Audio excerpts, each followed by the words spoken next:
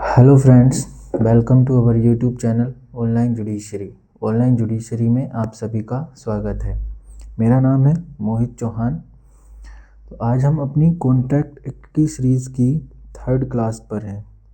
Contract की third class है आज हमारी, जिसके अंदर हम आज बेसिकली एक्सेप्टेंस के बारे में बात करेंगे। मीन्स एक्सेप्टेंस के बारे में हम आज बात करेंगे। तो इससे पहली जो क्लास थी उसके बाद उसमें हमने प्रपोज़ल के बारे में बात की थी।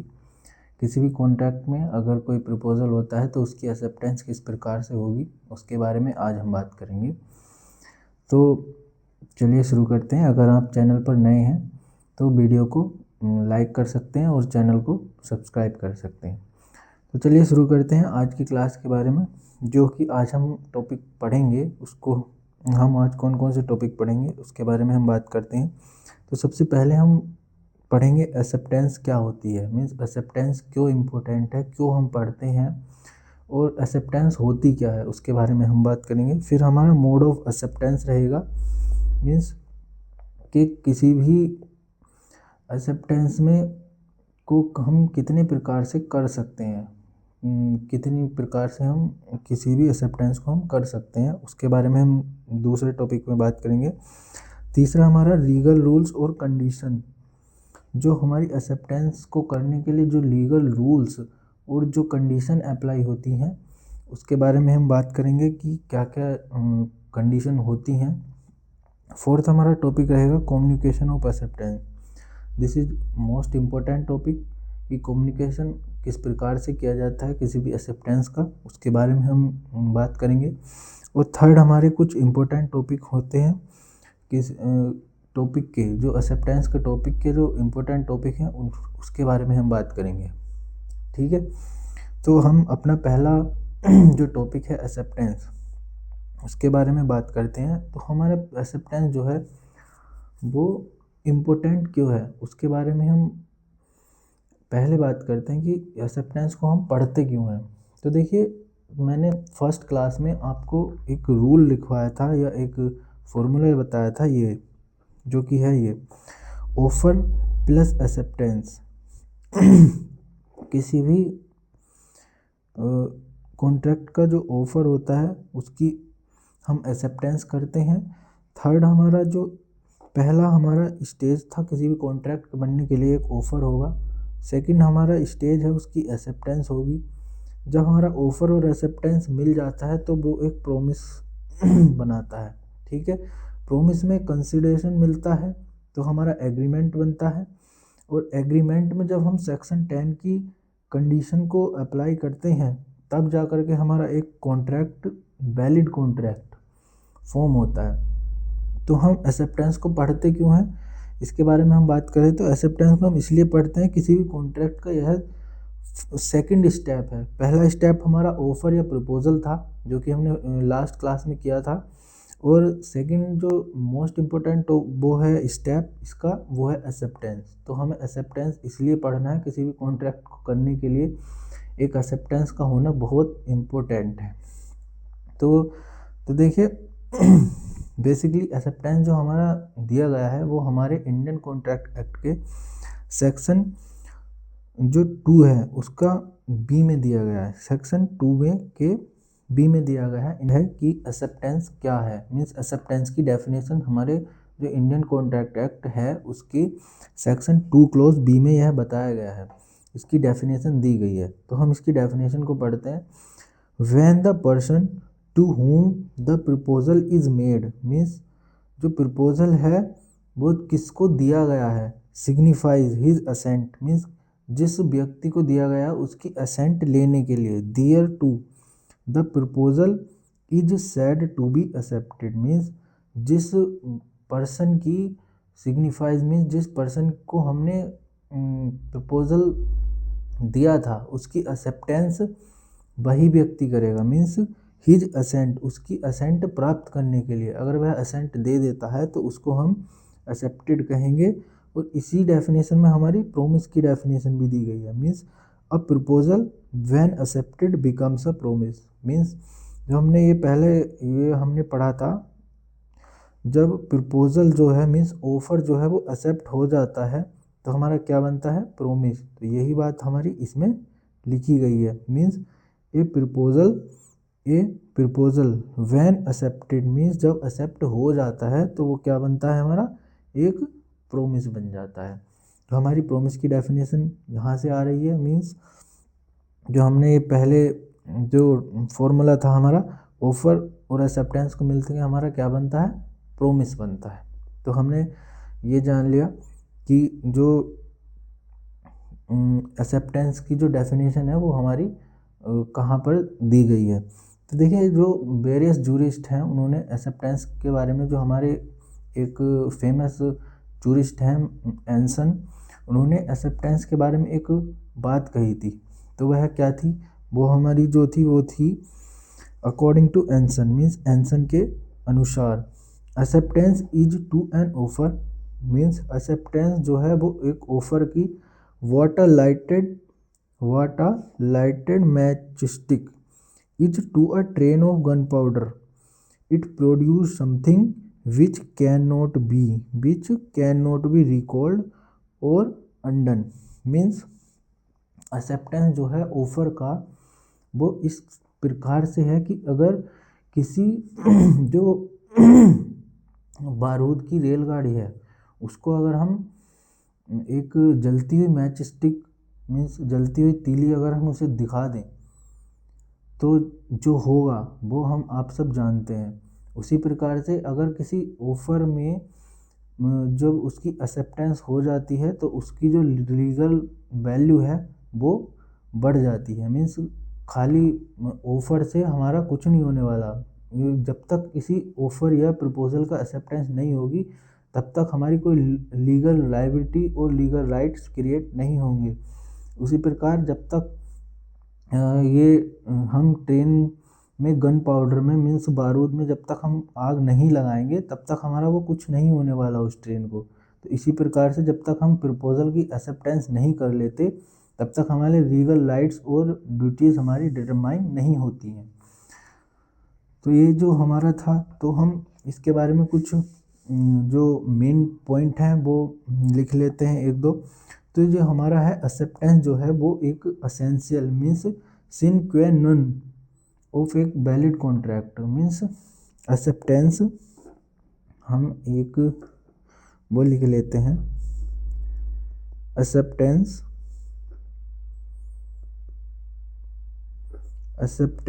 इज अ साइन क्वा नन। यह एक लीगल वर्ड है मीन्स एक लीगल मैक्सिन है जिसका जो मीनिंग होता है उस मीनिंग होता है एसेंशियल मीन्स मेन एसेंशियल जो होता है for a valid contract. Acceptance जो होती है वो एक वैलिड कॉन्ट्रैक्ट के लिए उसका मेन एसेंशियल पार्ट होता है। ये हमारा जो सिन क्वा नन है ये हमारा उसके बारे में बताता है। इसका जो मीनिंग होता है वो एसेंशियल से हम डराइव करते हैं।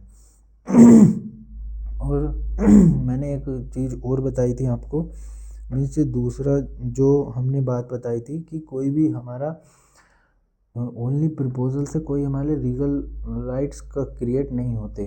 तो हमारा ये दूसरा हम ये लिख लेते हैं, no legal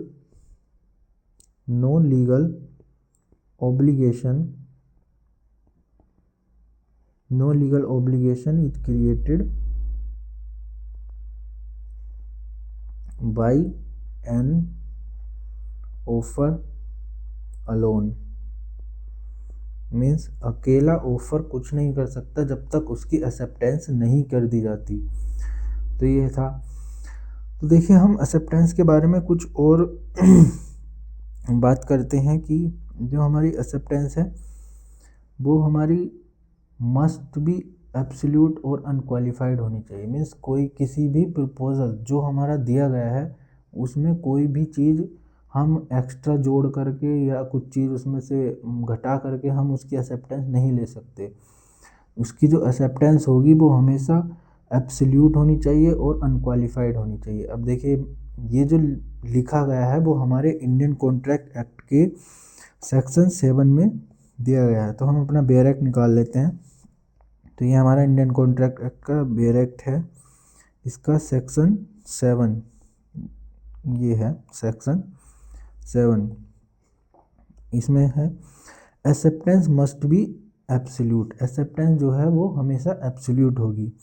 in order to convert a proposal into acceptance, means proposal को एक्सेप्टेंस में हम कन्वर्ट करेंगे तो एक्सेप्टेंस मस्ट, इसका जो 7A है, B absolute and unqualified. Means कोई भी एक्सेप्टेंस हमेशा एब्सोल्यूट और अनक्वालिफाइड होनी चाहिए। उसमें कुछ हम ना घटा करके ना कुछ बढ़ा करके उसको हम एक्सेप्ट नहीं कर सकते। अगर हम उसको कुछ घटाते हैं, उसमें से कुछ टर्म्स को घटाते हैं, कुछ कंडीशन को बढ़ाते हैं हम अपनी, तो वो एक्सेप्टेंस नहीं मानी जाती। वो जो है जो ऑफ़र है वो रिजेक्ट हो जाता है। तो जो यह है ये हमारा सेक्शन 7 क्लोज 1 हमारा बात करता है।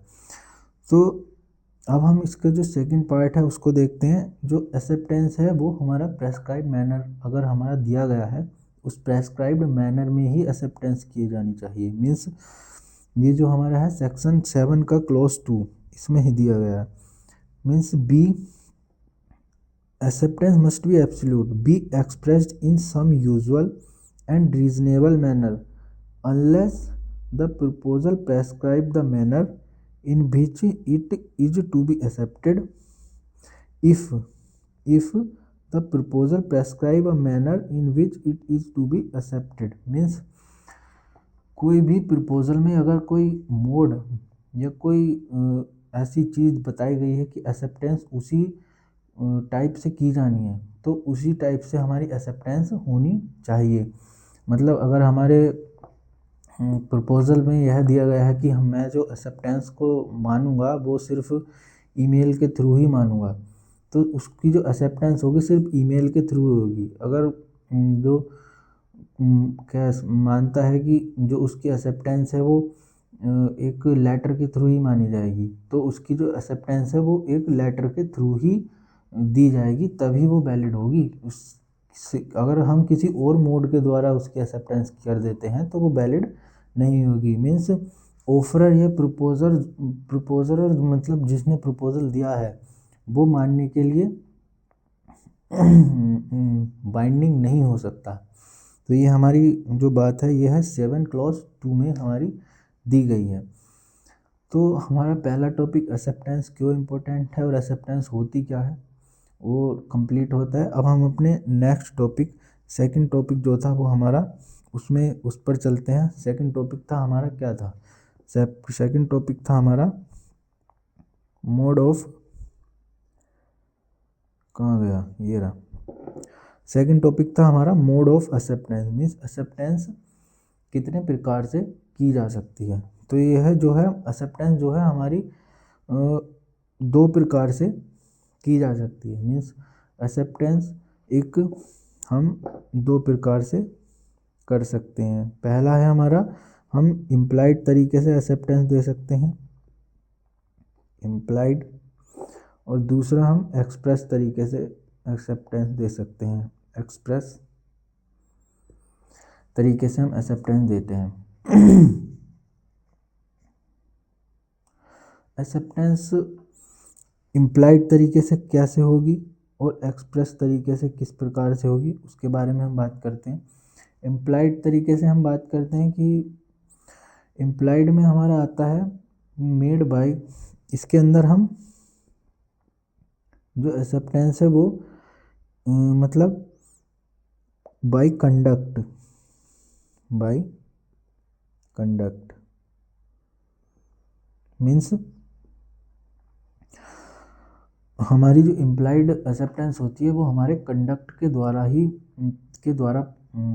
एक्सेप्ट होती है।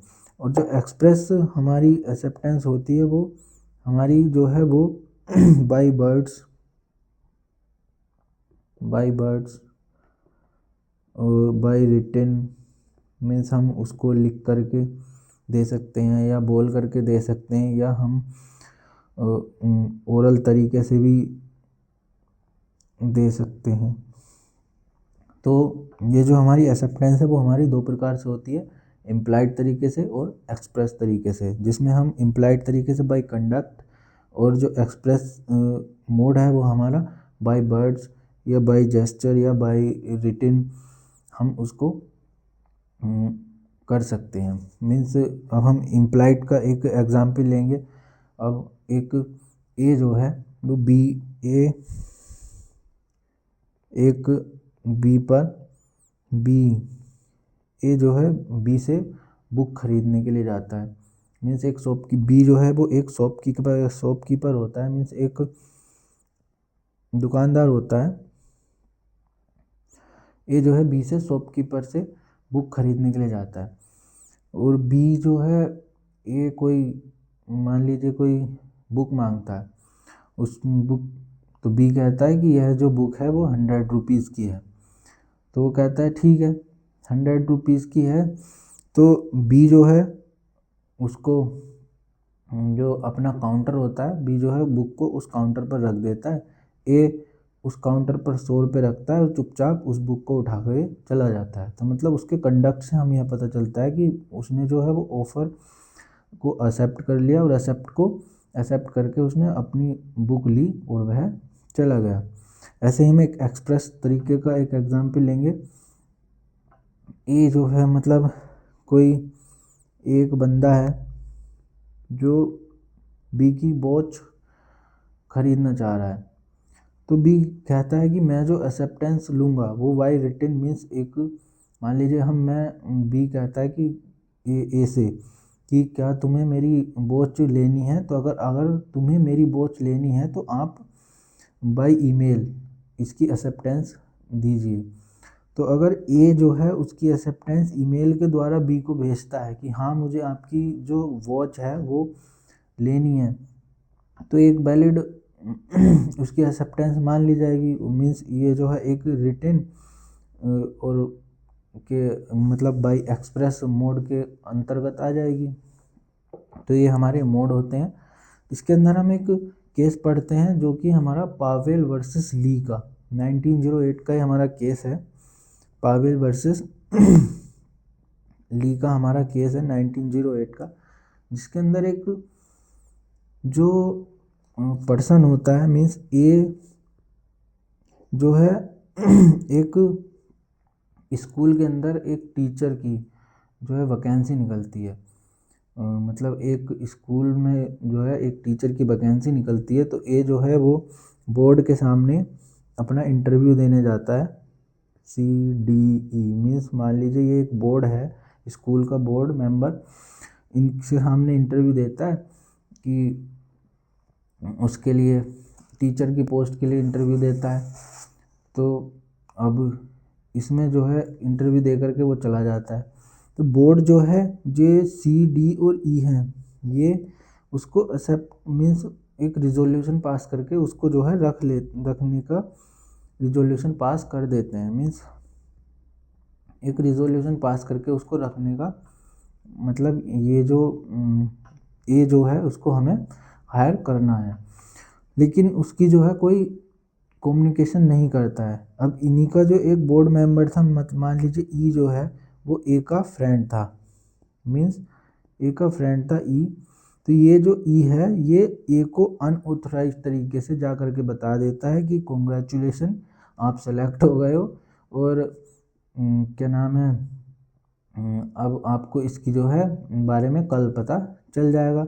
लेकिन कल अगले टाइम में क्या होता है, ये बोर्ड मेंबर जो है उसको रखने से जो है रिजोल्यूशन उन्होंने पास किया था उसको रखने से मना कर देते हैं, मतलब वो रिजेक्ट कर देते हैं उस रिजोल्यूशन को।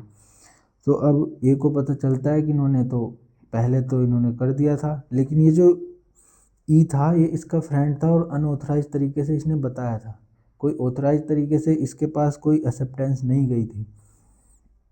तो इसमें जो कोर्ट है वो ए को यही समझाते हैं कि जो एक्सेप्टेंस है वो सिर्फ ऑथराइज तरीके से ही मान्य होगी, तभी आप किसी भी ऑफर को एक्सेप्ट मानेंगे।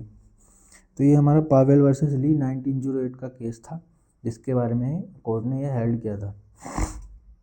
अब हम अपने थर्ड टॉपिक पर चलते हैं, जो कि थे हमारे लीगल रूल्स और condition for acceptance. Means acceptance के लिए जो लीगल रूल्स होंगे या कंडीशन होनी चाहिए, उनके बारे में हम बात करते हैं। मीन्स तो हमारा जो first legal rules means first condition होनी चाहिए किसी भी एक्सेप्टेंस को होने के लिए, वो होनी चाहिए मस्ट बी एब्सोल्यूट और अनक्वालिफाइड। मीन्स हमारी जो एक्सेप्टेंस है वो हमारी एब्सोल्यूट और अनक्वालिफाइड होनी चाहिए, कोई भी एक्सेप्टेंस, जिसके बारे में हमने भी बात की थी, जो हमारे सेक्शन 7 के क्लोज 1 में दिया गया है। उसकी ये जो है हमारे सेक्शन 7 क्लोज 1 में ये दिया गया है। दूसरी जो हमारी वो होगा कंडीशन, वो होनी चाहिए acceptance must be communicated by the offeree to the offeror. Means जो एक्सेप्टेंस है वो हमारी ऑफरी के द्वारा ऑफरर को दी जानी चाहिए। मीन्स कम्युनिकेशन होनी चाहिए, मतलब ये नहीं कि कोई और आकर के बता रहा है या किसी और के द्वारा बताया जाए, नहीं, जिसको प्रपोजल दिया गया था जिस भी व्यक्ति को, उसके द्वारा ही एक्सेप्टेंस दी जानी चाहिए या उसके ऑथराइज एजेंट के द्वारा ही एक्सेप्टेंस दी जानी चाहिए।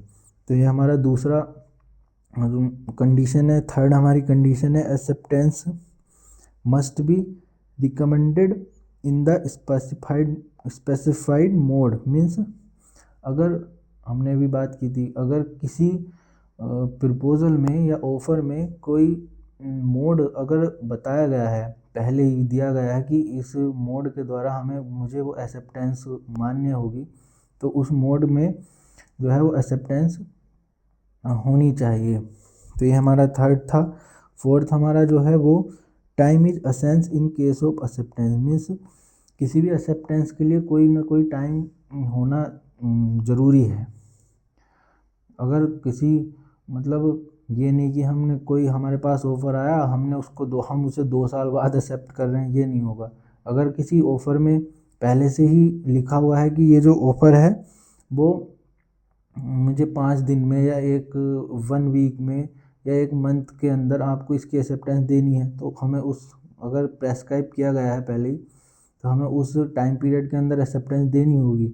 लेकिन अगर टाइम पीरियड लिखा हुआ नहीं है, अगर उसमें ऑफ़र में दिया हुआ नहीं है, तो उसके लिए हम रीज़नेबल टाइम को मान लेते हैं कि मीन्स इतने दिन के अंदर अंदर उसकी एक्सेप्टेंस हो जानी चाहिए, वरना वह जो है ऑफ़र रिजेक्ट हो जाता है अगर टाइम नहीं दिया हुआ होता है तो।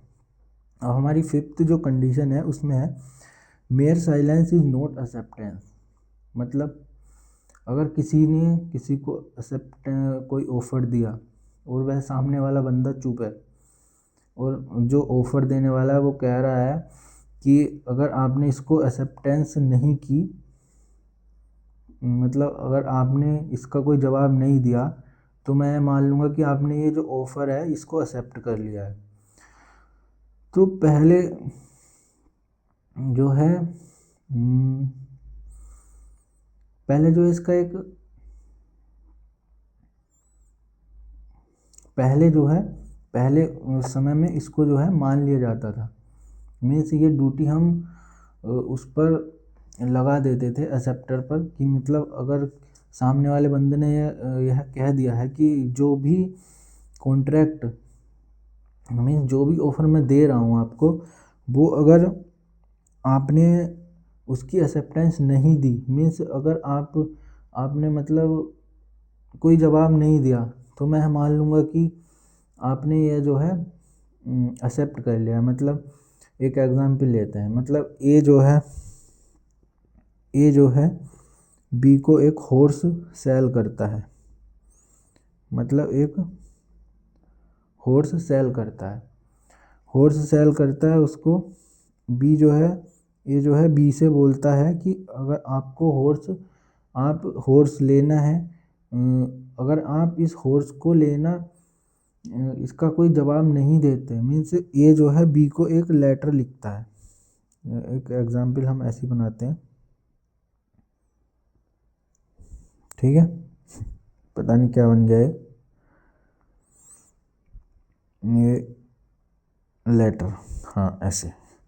ये जो है बी को एक लेटर लिखता है कि आप मेरा हॉर्स लेना चाहते थे और अगर आप इस हॉर्स को मतलब 10 दिन के अंदर कोई जवाब नहीं देते हैं, मीन्स 10 डेज़ के अंदर इस लेटर का अगर आप जवाब नहीं देते हैं तो मैं मान लूँगा कि आपने ये घोड़ा मीन्स ये जो हॉर्स है ये एक्सेप्ट कर लिया, मतलब आप इसको लेने के लिए तैयार हैं। तो पहले जो है ये कंडीशन मान्य हो जाती थी, बट एक हमारा केस आया फेल्टहाउस वर्सेस बिंडले का। ये हमारा केस था फेल्टहाउस वर्सेस बिंडले। इसके अंदर जो है कोर्ट ने यह कहा था कि हम ऑफरर पर जो है बर्डन ऑफ रिफ्यूज़ल या सर्टेन रिप्लाई का हम बर्डन नहीं डाल सकते। मीन्स कोर्ट ने हेल्ड किया था कि offerer can not impose on the acceptor the burden of refusal और a duty to reply. Means हम एक्सेप्टर पर हम कोई मतलब बर्डन नहीं डाल सकते रिफ्यूज़ल का। किसी भी एक्सेप्टेंस हम ये नहीं कह सकते कि आपने ये एक्सेप्ट नहीं किया तो मैं मान लूँगा कि आपने एक्सेप्ट कर लिया। अगर आपने ये मना नहीं किया तो ये मान लिया जाएगा कि ये आपने एक्सेप्ट कर लिया। तो ये हम बर्डन एक्सेप्टर पर नहीं डाल सकते, ना ही हम उस पर एक ड्यूटी इम्पोज कर सकते कि आपको ये जो है वो बताना ही ज़रूरी है कि आप ये एक्सेप्ट कर रहे हैं या नहीं कर रहे। तो ये हम ड्यूटी नहीं डाल सकते। तो जब से ये जो एक्सेप्शन था ये हमारा समाप्त हो गया है, मतलब ये हमारा जो वो था वो समाप्त हो गया। अब हम अपने फोर्थ टॉपिक पर चलते हैं। फोर्थ हमारा टॉपिक क्या था? फोर्थ हमारा टॉपिक था कि communication of acceptance. Means acceptance की कम्युनिकेशन हम किस प्रकार से करते हैं। देखिए ये वीडियो लंबी हो सकती है लेकिन मोस्ट इम्पोर्टेंट चीज़ है, इसलिए कोई वो नहीं है, कोई बात नहीं अगर थोड़ी बहुत लंबी भी हो जाए तो हमारा जो कम्युनिकेशन ऑफ एक्सेप्टेंस था उसके बारे में हम बात करते हैं। तो जो हमारा सेक्शन 4 है इंडियन कॉन्ट्रैक्ट एक्ट का, उसमें हमारी कम्युनिकेशन ऑफ एक्सेप्टेंस, प्रपोजल और रिवोकेशन के बारे में हमारा दिया गया है। तो हम पहले सेक्शन खोल लेते हैं बेयर एक्ट में। सेक्शन 4 देखिए, सेक्शन 4 हमारा दिया गया communication when complete. Means communication कब कंप्लीट मान ली जाएगी। The communication of proposal is complete when it comes to the knowledge of the person to whom it is made. मतलब एक प्रपोजल की जो कम्युनिकेशन है वो कब मान ली जाएगी? जब एक्सेप्टर की नॉलेज में वह आ जाएगा प्रपोजल, तब उसकी कम्युनिकेशन हम मान लेंगे कि उसको हो गई है। ठीक है। और हम इसमें जो सेकंड पैराग्राफ है ये एक्सेप्टेंस के बारे में बात करते हैं। The communication of acceptance is complete. Means जो एक्सेप्टेंस की जो कम्युनिकेशन है वो कब कंप्लीट मानी जाएगी? As against the proposal. Means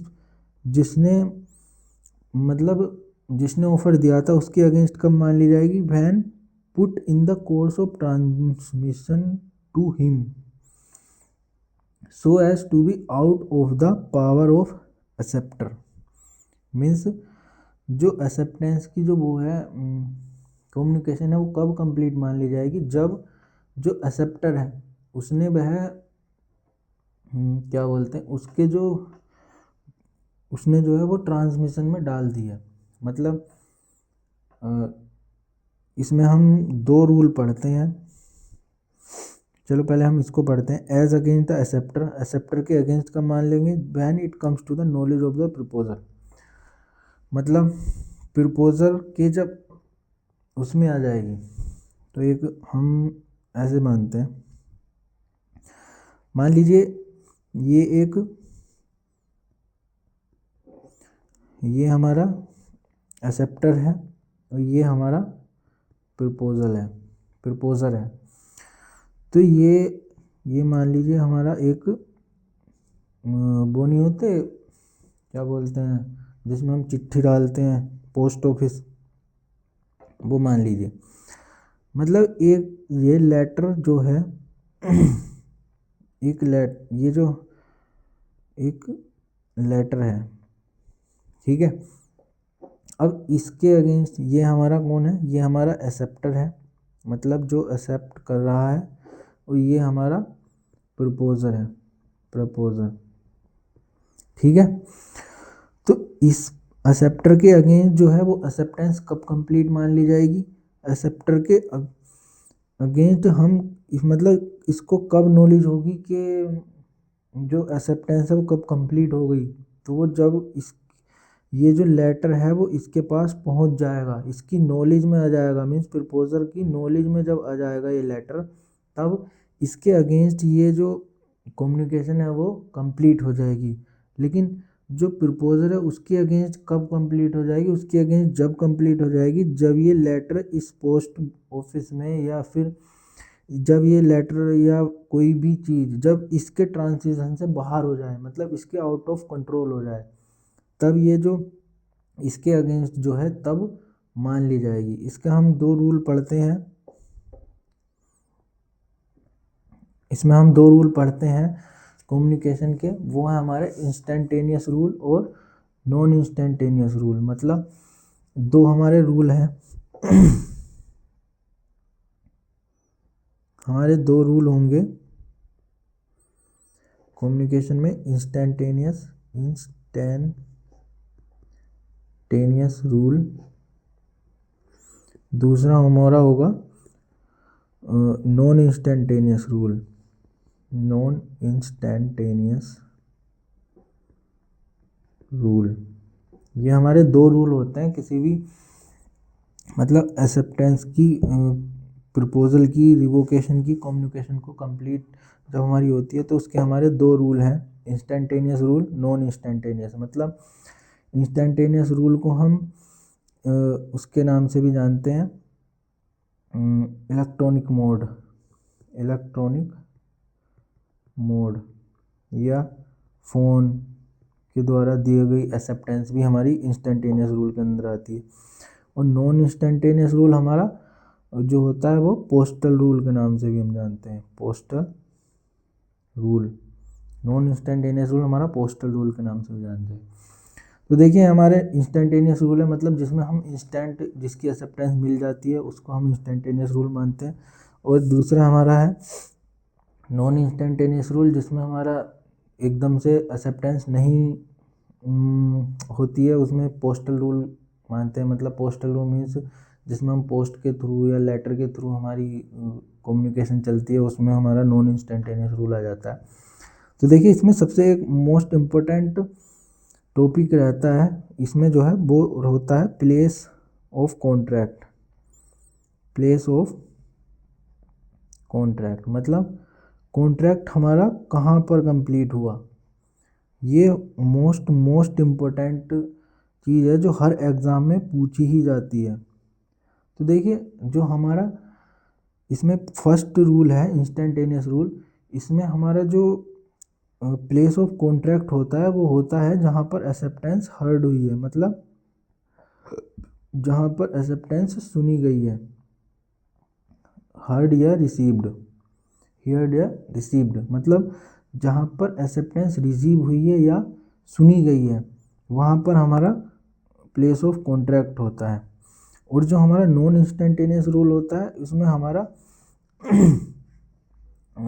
जहाँ से जो एक्सेप्टेंस है वो पोस्ट की गई है, या जहाँ से वो एक्सेप्टेंस उस कोर्स ऑफ ट्रांजिशन में आ गई है, मतलब जब उसके जो एक्सेप्टर है उसके आउट ऑफ कोर्स हो गई है, तो वो हमारा जो इस जहाँ पर एक्सेप्टेंस पोस्ट की गई है, एक्सेप्टेंस इज पोस्टेड।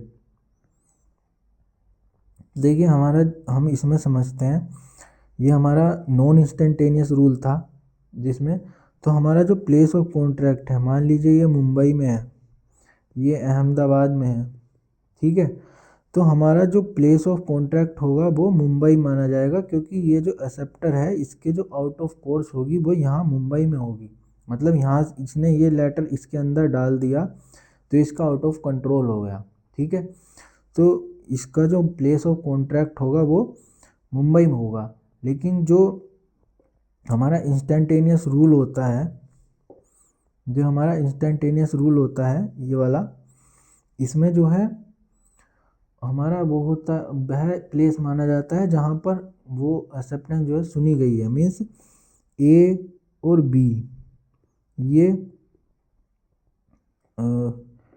ये मान लीजिए दिल्ली में है और ये कोलकाता में है, ठीक है। ये दिल्ली में है, ये कलकत्ता में है, ठीक है। ए और बी ये एक फ़ोन पर बात कर रहे हैं, एक फ़ोन पर बात कर रहे हैं। तो ए ने बी को एक प्रपोज़ल दिया और बी ने जब इसकी यहाँ से एक्सेप्टेंस दी, मीन्स कलकत्ता से जब इसकी एक्सेप्टेंस दी, तो इसका जो प्लेस ऑफ कॉन्ट्रैक्ट होगा वो कोलकाता होगा। मतलब जहाँ पर एक्सेप्टेंस सुनी गई, नहीं, जहाँ पर एक्सेप्टेंस सुनी गई मतलब जहाँ पर ए के द्वारा जब बी ने इसको, यहाँ पर ही तो सुनेगा ये कि हाँ भाई ये जो कॉन्ट्रैक्ट है मैं इसको एक्सेप्ट कर रहा हूँ, तो दिल्ली इसका प्लेस ऑफ कॉन्ट्रैक्ट होगा, ना कि कोलकाता। मीन्स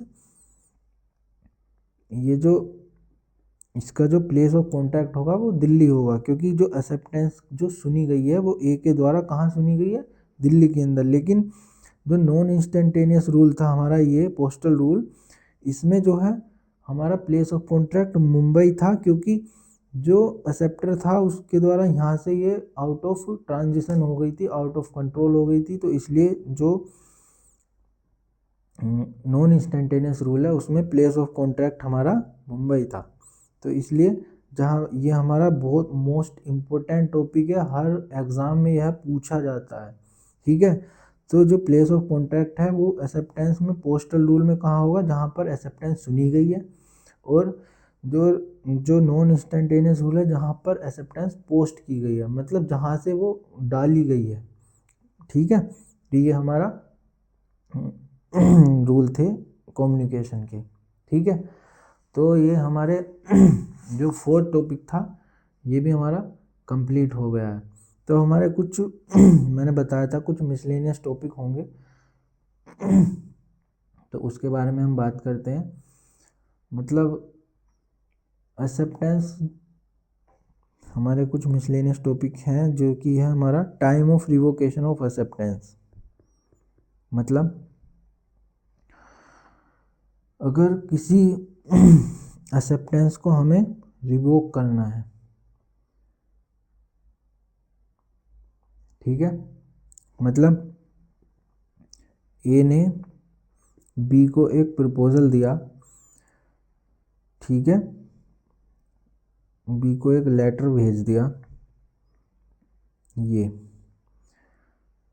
तो ये जो हमारा ऑफर बी के पास चला गया, ठीक है। तो बी हमारा एक्सेप्टर हो गया और ए हमारा प्रपोजर हो गया, ठीक।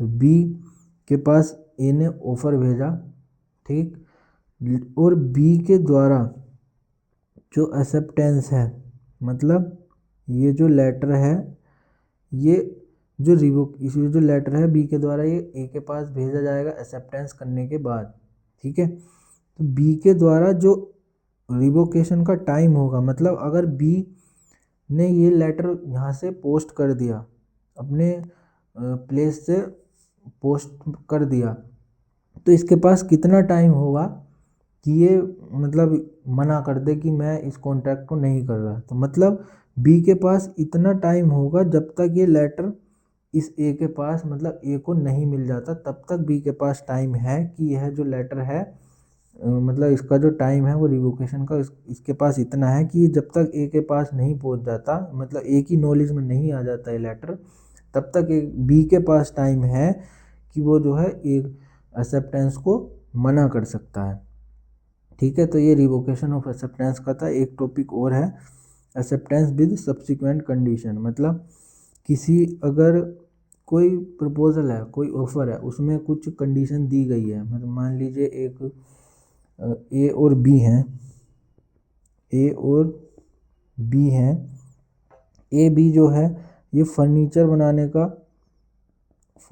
बनाने का एक कॉन्ट्रैक्ट करते हैं कि ए जो है वो बी के लिए फर्नीचर बनाएगा, लेकिन बी जो है एक सब्सिक्वेंट कंडीशन भी रखता है कि लकड़ी मतलब जो वुड होगी, जो लकड़ी होगी वो मैं प्रोवाइड करूँगा। ठीक है, तो इस एक्सेप्टेंस इसका जो ऑफर था कि ए जो है वो फर्नीचर बनाएगा और बी जो है उस फर्नीचर के लिए लकड़ी प्रोवाइड करेगा। तो इसमें जो है अगर बी के द्वारा वे लकड़ी नहीं प्रोवाइड की जाती, मतलब बी के द्वारा फर्नीचर बनाने के लिए लकड़ी प्रोवाइड नहीं की जाती, तो ए के द्वारा फर्नीचर नहीं बनाया जाएगा। तो यही हमारा एक्सेप्टेंस है सब्सिक्वेंट कंडीशन का। अगर कोई ए के द्वारा प्रपोजल तभी तो एक्सेप्ट होगा जब बी के द्वारा लकड़ी उसके ए के पास पहुंचाई जाएंगी। जब बी के द्वारा कोई उसको सब्सिक्वेंट कंडीशन मतलब जो लकड़ी थी वही नहीं पहुंचाई जाएगी, तो ए बेचारा फर्नीचर किस बात से, किस चीज़ से बनाएगा? तो इसका तो कोई लॉजिक ही नहीं है। ये जो है ये भी एग्जाम में कभी कभी पूछ लिया जाता है कि अगर सब्सिक्वेंट कंडीशन दी गई है कॉन्ट्रैक्ट में तो वो इसकी एक्सेप्टेंस किस प्रकार से होगी? उसकी एक्सेप्टेंस जब होगी जब बी के द्वारा अपना परफॉर्मेंस, अपने जो पार्ट है वो परफॉर्मेंस कर दिया जाता है, मतलब बी के द्वारा जो है लकड़ी ए को प्रोवाइड कर दी जाती है और ए जब उसकी एक्सेप्टेंस करेगा कि हाँ मैं फर्नीचर बनाने के लिए रेडी हूँ, तब उसकी एक्सेप्टेंस मानी जाएगी। तो देखिए आज हमारा जो एक्सेप्टेंस का टॉपिक है ये काफ़ी लंबा चला, तो लेकिन इम्पोर्टेंट टॉपिक है। तो आज के लिए बस इतना ही, और अगर आपको ये वीडियो अच्छी लगी हो तो हमारे आप चैनल को सब्सक्राइब कर सकते हैं ऑनलाइन जुडिशरी को, और वीडियो को लाइक कर सकते हैं। आज के लिए थैंक यू।